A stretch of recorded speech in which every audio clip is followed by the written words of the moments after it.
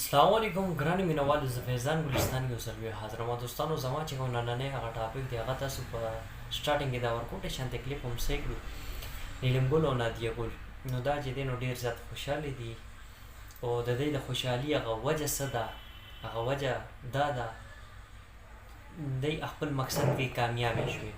نو دوستانو زه به د دې متعلق تاسو سره به پوره ډیټیل کې به خبره کوم. تاسو تر اوسه پورې زما یوټیوب چینل نه سبسکرایب کړئ نو پلیز تاسو ځان سره زما یوټیوب چینل هم سبسکرایب کړئ او ورسره په خوا کې بیل آیکن هم پریس کړئ. نو دوستانو د نادیه ګل او د نیلم ګل مقصد څه دی؟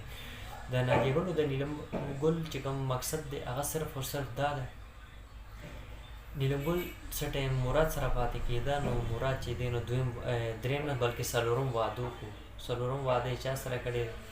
هغه څلورم واده چې کوم دی نو هغه یې فاطمه سره وکړو. نو فاطمه سره چې واده وکړو نو نیلم ګل یې راګیره کړې وه، ښه یې وهلې ده او د کوره شړلې ده، د کوره یې شړلې ده. نو هغه بدل چې دی نو نیلم ګل به چغې سوري به کول، فریادونه به کول، کله یو خواته به منډه کله بل خواته.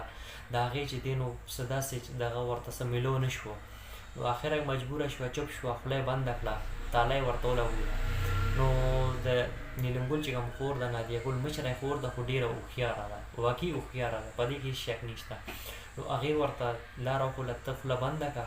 نو په مزه په مزه چې څنګه ټایم راځي نو ستا بدل به ترې نه اخلو. نو اوس هغه ټایم راغلی دی. نادیه ګل چې دی نو نیلم ګل او مراد او فاطمه ګل پخلا کړي وو. نو پخلا کړي څه دپاره وو؟ همدې دپاره وو چې د نیلم ګل ترې نه بدله به واخلو. د نیلم ګل بدله به ترې نه څنګه اخلي؟ نو هغه ستاسو مخامخ دی.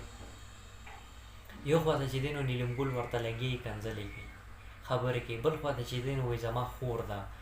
نو ګورئ انشاءالله دوستانو تاسو به ډېر ژر به ګورئ دا فاطمه ګل، دا نیلم ګل او دا مراد. نو مراد به چې دی نو فاطمه ګل به پرېږدي او نیلم ګل واپس به مراد خواله وځي. نو ګورئ دوستانو دا کله کېږي، ډېر ژر به چې دی نو تاسو به دا ګورئ، دا خپل مقصد کې به کامیابه شي.